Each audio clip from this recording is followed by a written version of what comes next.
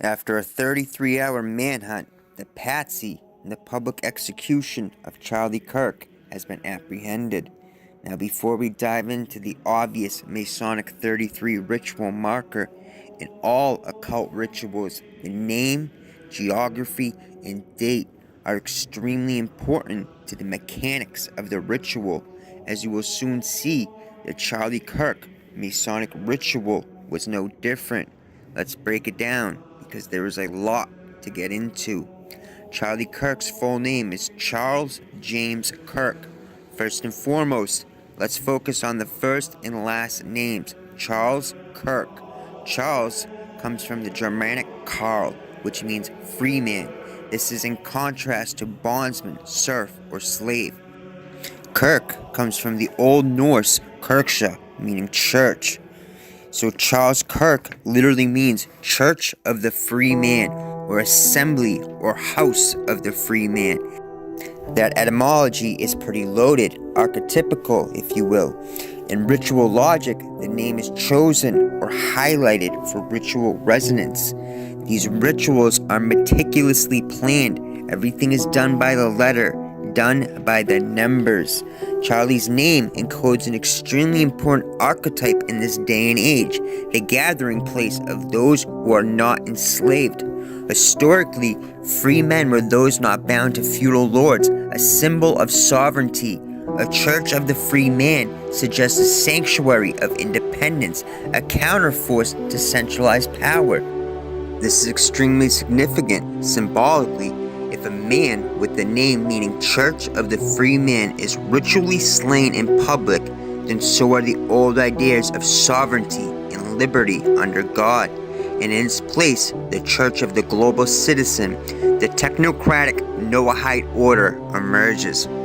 The sacrifice of Charlie Kirk encodes the transition from sovereignty to servitude under surveillance. But we are just getting started with the symbolism. Charles means free man. In medieval guilds, only free men, not serfs, could join the craft or Freemasonry. That's why they were called free masons.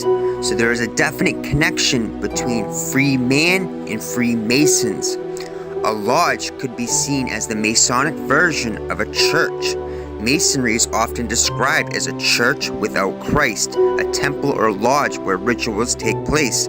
In this aspect, Charles Kirk could literally be interpreted as Freemasonic lodge, as Charles equals free man, which equals Freemason, and Kirk equals church, which equals lodge.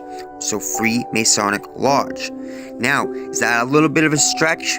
Maybe, but there's undoubtedly a hidden resonance with Charlie Kirk and Masonry. This becomes more evident as the manhunt lasted exactly 33 hours. 33 degrees is the highest visible degree in Scottish Rite Masonry. If you look where he was shot, it was surrounded by right angles. A Mason always stays on the square. More than that, Charlie sat directly in the middle of a pentagon, which acted as the ritualistic pentagram, sealing the ritual sacrifice within the five-pointed star. The most famous Masonic myth is the slaying of Hiram Abiff, the widow's son, the builder of Solomon's temple. Charlie Kirk, the free man slain in public, could be cast in that archetype, a ritual killing that preserves and renews the brotherhood. With the man named Church of the Freemasons dying in public, it could then be seen symbolically as a Masonic sacrifice in the open square. Hiram Abiff slain again by the three ruffians. This is sealed with a 33-hour marker. Charlie's death serves as a symbolic act to both bury the old Masonic lodge and the Enlightenment ideals of liberty, reason, and sovereignty, to resurrect Masonry power in the age of dark enlightenment, aka the technocracy. Thus, his blood becomes the cornerstone of a new temple, the global, digital, Noahide law-based order. Or are the Masons being sacrificed by Israel for the Greater Zion Project? Was this a warning to the American Masons by B'nai B'rith that they are expendable? Now that the third temple is almost built, you are no longer needed. We all know that Masonry is a Jewish establishment. Masonry is literally Judaism for Gentiles. Another major tell is that the Patsy lived directly next to Zion National Park. This is no coincidence. Geography is incredibly important in these rituals. For the suspect to be linked to Zion ties the event directly to the idea of the Greater Israel Project, a global one-world governance under Zion. Utah is a Mormon state, a Masonic hotspot. In Mormon tradition, Zion is also a literal city that must be built before Christ's return. The Patsy was 22 years old. 22 is the master builder number. The manhunt was 33 hours. These are all Masonic and Kabbalistic markers. 33 and 22 are both master numbers. Charlie was shot in the neck. The penal sign of the entered apprentice is a slicing motion across the neck. If you break the oath, the penalty is having my throat cut across, my tongue torn out by its root, and my body buried in the rough sands of the sea at low water mark, where the tide ebbs and flows twice in 24 hours, should I ever knowingly violate. This is my entered apprentice obligation. Now this brings us to Charlie's middle name, James. This ties everything together. James comes from the Hebrew Yaakov, or Jacob, meaning supplementer, or the one who replaces. Jacob is the patriarch who wrestled with the God of Israel and was renamed Israel, which means he who struggles with God. So James encodes the idea of replacement, transformation, or most importantly, the rise of Israel. James literally means Israel, the supplementer of Israel. This is very important, as Charlie was seen as a mega Zionist, but there was signs that he was beginning to turn on Israel. He stated that Epstein was clearly a Mossad agent. Most Zionists would try to deny that angle. He allegedly told people he was scared that Israel was going to kill him if he turned on them. The sacrifice occurred in Moab. Biblically, Moab is the land descended from Lot's son, or the Moabites, who were the sometimes ally and often adversary of Israel. Moab's biblical story includes rulers trying to hide a prophet to curse Israel. That narrative casts Moab as a place where prophetic utterances and manipulations happen. This is a useful metaphor for an act intended to send a message to the world, not merely a private crime. The Church of the Free Man, aka Charlie Kirk, is slain to be replaced by the Temple of Zion. Now let's go back to where he was shot.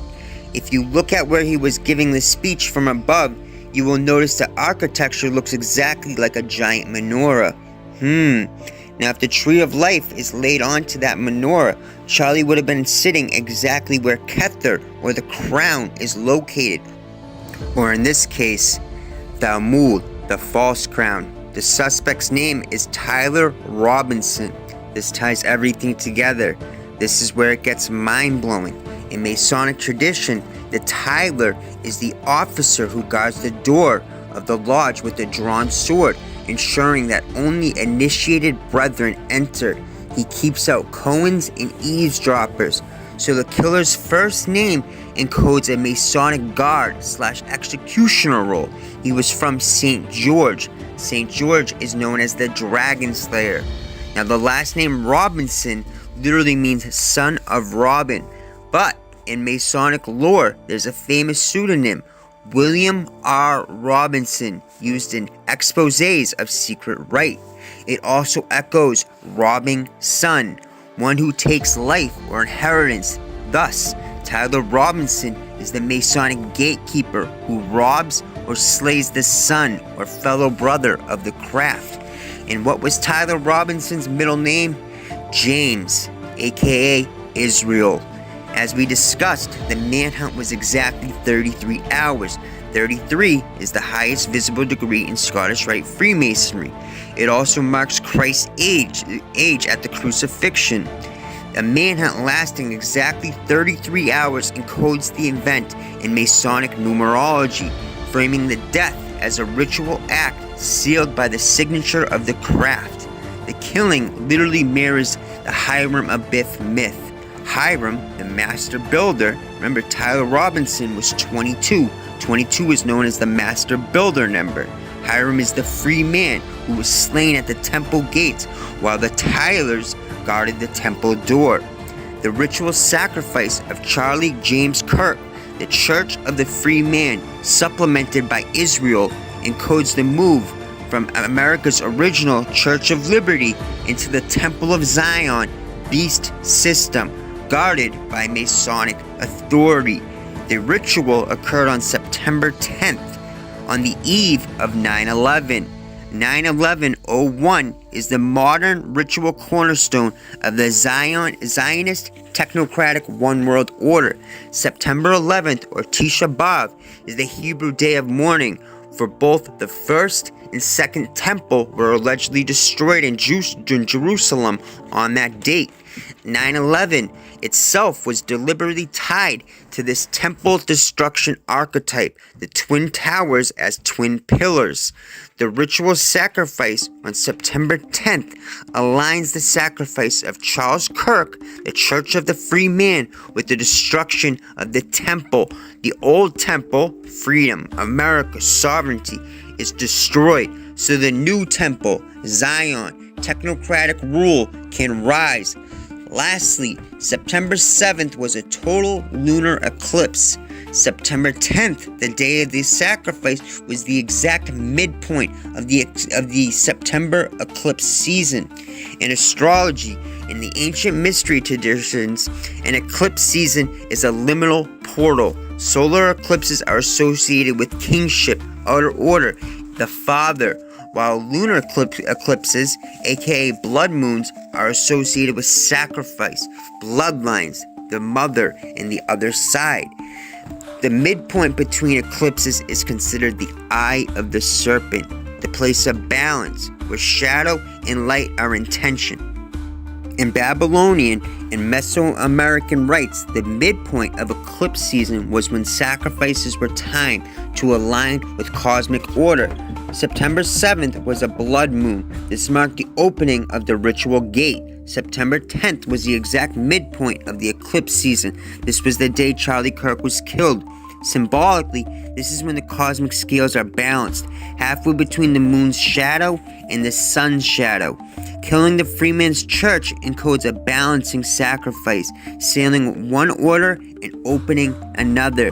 The old world for the new technocratic Noahide law world order. September 11th, or Tisha B'Av, is the anniversary of the destruction of Jachin and Boaz, the temple pillars. September 11th sealed the ritual, tying it to the ancient temple desecration archetype. The 7th was a blood moon. It was the mother's shadow, the call for blood. September 10th was the Moab sacrifice from the father. The Freeman's Church is slain in the balance. September 11th is the memory of the Twin Towers. The pillars fall and a new temple order rises. It's like a 3-act ritual drama encoded in the skies and in blood.